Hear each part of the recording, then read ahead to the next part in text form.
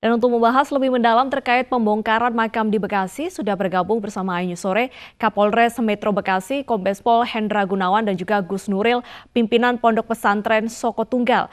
Kita ke Pak Hendra terlebih dahulu. Selamat sore, Pak Hendra. Bagaimana hasil pemeriksaan hingga saat ini? Apa sudah mengerucut kepada dugaan? Siapa yang Selamat, melakukannya? selamat sore Mbak. Sampai saat ini kami masih mengembangkan hasil olah TKP yang kami lakukan beberapa hari ini. Kita kembangkan dari bukti-bukti yang ada, juga dari keterangan saksi. Dari dua TKP, yang pertama TKP di pemakaman keluarga di Kampung Kepuh, kemudian TKP kedua di TPU Karangbahagia, Kecamatan Karangbahagia. Ini kita masih melakukan pendalaman kembali, Mbak. Walaupun masih belum sampai ke arah pelaku, tapi kami terus berupaya kami gunakan juga K9 dari anjing pelacak. Kemudian kita kembangkan juga seperti tadi yang disampaikan, ada yang melihat ya TKP pada tanggal 9 Juli di TPU keluarga, di tempat pemakaman keluarga. Kita lakukan pemeriksaan.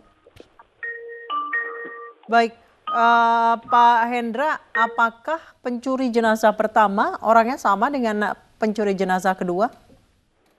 Kita belum bisa memastikan bahwa pencuri yang pertama dan kedua itu adalah orang yang sama.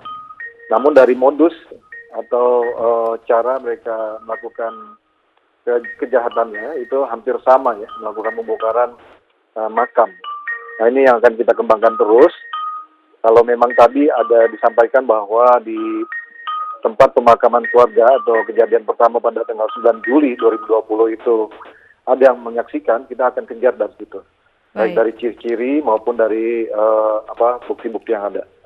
Baik, saya ke Gus Nuril. Gus Nuril, tanggapan Anda terkait hilangnya dua jenazah di tempat pemakaman umum ini yang menurut informasi dicurigai untuk ilmu hitam gitu, Gus?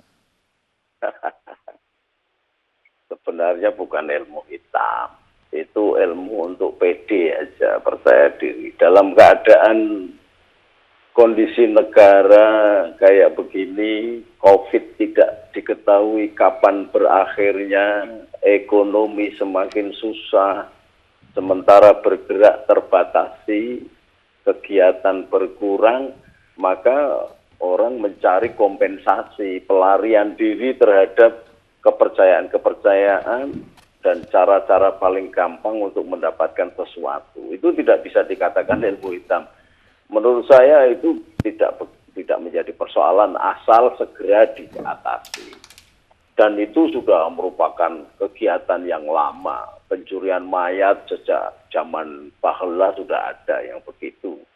Misalnya dipercayai bahwa orang yang meninggal malam Jumat bisa mendatangkan begini, tapi sebenarnya di dalam acuan agama apapun itu tidak menjelaskan bahwa yang diyakini oleh kepercayaan sesat dalam tanda petik itu ada kebenarannya.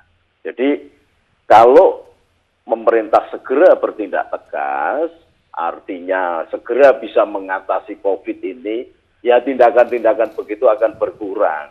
Maka dulu di zaman Orde Baru ketika ekonomi semakin rusak yang dikembangkan SDSP. Jadi orang ada hope, maka pada berebut tidak melakukan demo kayak sekarang tapi malah sibuk belajar matematika dan ngeramal. Sama dengan hal ini.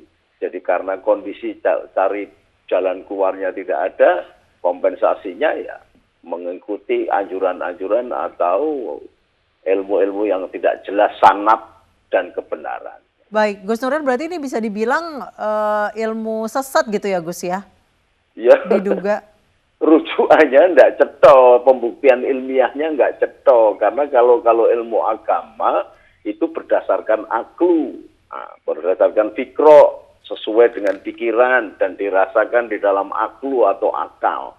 Maka di dalam kitab-kitab suci disebutkan afala ta'qilun, afala tatafakarun, apakah tidak berakal engkau ini, apa tidak berpikir. Nah kalau ilmu-ilmu yang rujukannya dengan mengambil barang-barang kayak begitu, ini kan tidak bisa direseningkan. Dicari dengan hukum fisika nggak ketemu, hukum kitab nggak ketemu, itu hanya keyakinan-keyakinan yang dibangun oleh satu kelompok yang merasa inferior karena tidak menemukan jalan keluar dalam hidupnya, begini susah, malah kemudian di PHK, maka omongan dukun, omongan orang-orang yang dianggap sebagai orang pinter, dilakukan aja, coba-coba saja. Dan itu bisa dikatakan sebenarnya kasihan keduanya. Baik. Jadi baik yang korban mayat yang dicuri maupun yang mencuri kasihan. Karena menjadi korban pembodohan dari orang-orang yang kurang bertanggung jawab, yang memanfaatkan kondisi labil kejiwaan dari masyarakat. Gus Nuril, selain polisi sedang menangkap pelaku pembongkaran makam, ini apa yang harus dilakukan supaya masyarakat ini tidak mudah terhasut mungkin dengan ilmu-ilmu sesat ataupun juga ajaran-ajaran yang tidak tepat seperti ini? Sebenarnya sudah terlalu banyak. Mana sih TV yang tidak mengajarkan atau tidak melakukan atau mensiarkan dakwah? Setiap hari dakwah, cuman persoalannya dakwahnya yang ada di TV-TV seperti TV sampean ini hanya kulit-kulitnya saja, hanya syariatnya saja, tidak menyentuh kepada hakikat dan makrifatnya. Akibatnya apa? Karena terjebak dalam dogma agama yang naratif, akhirnya orang bisa belajar sendiri, maka orang-orang yang baru masuk Islam mu'alaf malah justru yang didengar kan? Coba bisa dibayangkan, orang yang baru belajar masuk Islam aja didengar di dakwahnya, bahkan laris diundang ke sono kemari. Apalagi yang kemudian memamerkan sesuatu sihir, sulap atau hipnotis, orang yang datang kemudian terhipnotis, maka akan sangat percaya. Caranya bagaimana kemudian? Departemen Agama harusnya segera menurunkan orang-orang yang baik, orang-orang yang bisa diandalkan, memiliki kualitas keagamaan. Jangan seperti sekarang ini, ustadz-ustadz yang baru kemarin sore ngaji, mau baca aja nggak cetot, tiba-tiba kemudian menjadi guru, setiap saat menguasai momen-momen waktu di siaran di TV-TV. Baik, Gus Nuril, saya akan kembali ke Pak Kombes Pol Hendra Gunawan. Pak Hendra, sejauh ini arah penyelidikan itu ke arah mana? Apakah memang pencurian dilakukan untuk ilmu tertentu atau tindakan kriminal lainnya? Kami belum bisa memastikan ya Mbak, karena untuk motif kita harus dapatkan dari pelaku Mbak. Dari pelaku atau dari barang bukti dan keterangan-keterangan saksi yang memang signifikan untuk menjelaskan itu. Untuk di wilayah Bekasi sendiri, apakah ini kejadian yang pertama kali? Semenjak saya bertugas di sini baru pertama kali ya. Bagaimana dengan sebelumnya Pak Hendra? Apakah pernah terjadi juga? Saya belum mendengar kejadian sama terkait dengan pembongkaran mayat ini. Baik, untuk kejadian pembongkaran makam di TPU Karangbahagia, apakah ada beberapa spot-spot CCTV yang bisa terpantau di daerah sana, Pak? Ya, mohon maaf sekali lagi untuk TPU Karangbahagia ini memang saya lihat tempatnya masih kurang untuk pengawasan, keamanan, dan maaf sekali lagi perawatannya. Ini kami akan bekerja sama dengan pemerintah daerah untuk meningkatkan pemeliharaan, pengawasan, dan keamanan, supaya hal ini tidak terjadi lagi. Baik, untuk kecurigaan sendiri Pak, mungkin apakah dari keterangan saksi mata ataupun juga keluarga korban, ini pelaku ini berasal dari daerah setempat atau dari luar daerah tersebut? Kami belum bisa memastikan Mbak dari mananya. Ini kita masih mendalami dan kami sudah turunkan tim khusus Mbak, tim Kobra kami untuk mengejar pelaku. Berapa ancaman pidana yang akan dijatuhkan kepada pelaku pencurian jenazah? Ya, kita bisa kenakan pencurian dengan pemberatan, Mbak, yang ancaman hukumannya 5 tahun. Baik, saya kembali ke Gus Nuril. Gus Nuril, untuk pencurian jenazah sendiri ini menurut sepengetahuan Gus Nuril di sekitar wilayah Bekasi, apakah ini pertama kali terjadi atau sebelumnya memang sudah pernah terjadi dan memang ya bisa dikatakan ajaran ini sudah ada di sekitar sana? Sebenarnya kalau penjelasan Kapolres tadi baru sekali itu bisa jadi iya. Tetapi kalau di Jawa itu sudah biasa begitu pencurian, maka keluarganya ketika ada satu keluarga yang meninggal ditungguin. Nah, supaya ditungguin itu tidak digigitin nyamuk, maka diadakan tahlilan, 1 hari, 3 hari, seminggu, 40 hari, 300 hari. Itu adalah mekanisme supaya tidak memberikan peluang kepada orang-orang tertentu yang mempercayai bahwa mayit itu bisa dijadikan media untuk mencari pesugihan. Gitu loh, Mbak. Lalu kalau di daerah di luar di Jawa ini banyak hal begitu. Maka kemudian diajarkan di tradisi Nahdlatul Ulama sambil nungguin daripada bengong membaca doa, tahlil, Baik, wirid. Gus, ini ilmu sesat jenis apa ya Gus ya, kalau boleh saya tahu? Ya biasa aja untuk ilmu sesat enteng-entengan aja, kayak orang kepingin kebal. Dulu kan pernah terjadi itu Sumanto, karena kepingin kebal maka dia memakan bangkai perempuan, khususnya di alat kelaminnya dijadikan sebagai jimat untuk kalung, kan begitu. Itu biasa-biasa aja, itu sebenarnya nggak ada manfaatnya apa-apa, hanya sekedar kepercayaan saja. Baik. Buktinya bisa dibuktikan juga nggak bisa. Oke, Gus, biasanya kriteria seperti apa sih, Gus, yang jenazah ini menjadi target dari pencurian seperti itu? Mungkin ada karakteristiknya? Nah biasanya kalau ini yang pengalaman yang saya dengar itu biasanya pada hari-hari yang dilahirkan, misalnya wetonnya, pasarannya apa, hari apa, usia berapa, begitu. Saya sendiri nggak paham karena saya nggak pernah mempelajari, tetapi yang saya dengar begitu. Dan biasanya itu hanya penipuan dari dukun-dukun aja. Buktinya banyak yang kemudian pada datang ke kami, gimana Pak ini sudah begini, kamu ini sudah dosanya nggak karu-karuan melakukan tindakan begitu. Maka kamu harus beristighfar, karena tidak mungkin jalan yang kayak begitu diperlakukan untuk mendapatkan rezeki. Kalau toh dapat rezeki itu justru menghasilkan rezeki yang mendatangkan penyakit karena tidak halal. Baik, saya kembali ke Pak Hendra. Pak Hendra, sejauh ini arah penyelidikan kemana, Pak? Iya, kita mengarah kepada pelaku dengan memperbanyak bukti dan keterangan saksi yang ada.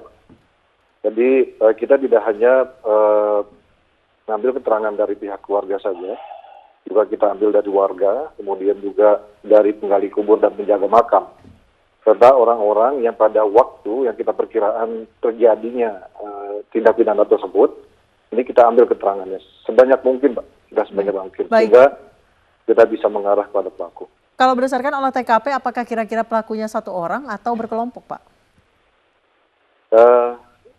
Belum bisa dipastikan, Pak, ya. Karena kalau dengan waktu yang cepat, satu orang, ini kan perkiraan waktunya, Mbak, antara subuh sampai pukul 3 sore, Mbak. Perkiraan waktunya. Baik. Jadi kalau memang dia waktunya cukup panjang, saya rasa sendiri juga bisa untuk melakukan itu. Pak Hendra, apakah dalam pemeriksaan proses ini juga melibatkan tokoh-tokoh agama ataupun juga mungkin dukun, ibaratnya seperti itu, Pak? Kita belum sampai ke arah sana, ya, Mbak, ya. Kita masih menggunakan teknik dan metodologi penyelidikan dari kepolisian, Mbak. Kami punya cara-cara tentu untuk mengungkap kasus ini.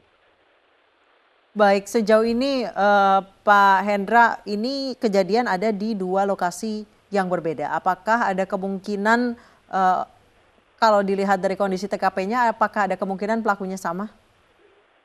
Bisa jadi sama, Mbak, ya, karena memang modusnya dan caranya itu hampir sama, ya.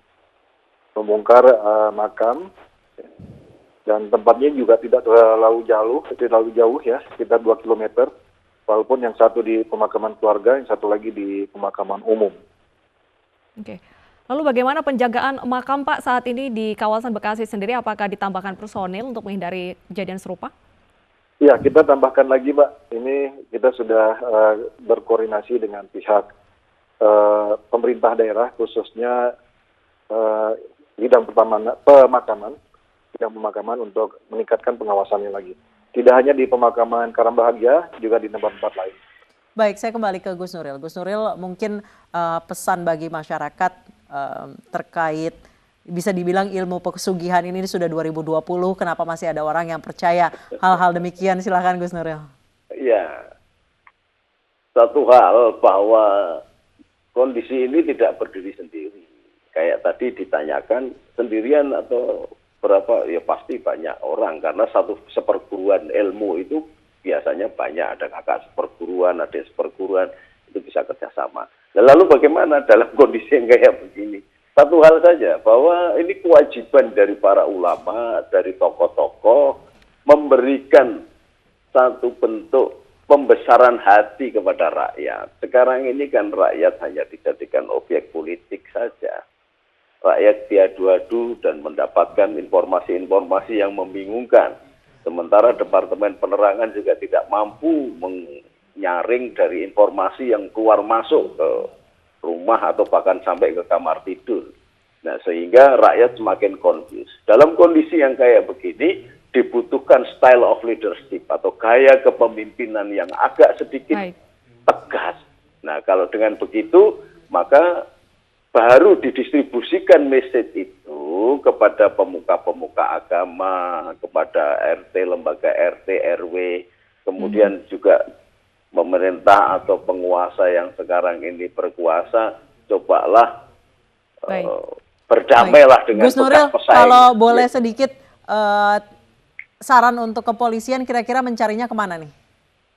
Wah, saya tidak jenis dukun, jadi saya nggak ngerti.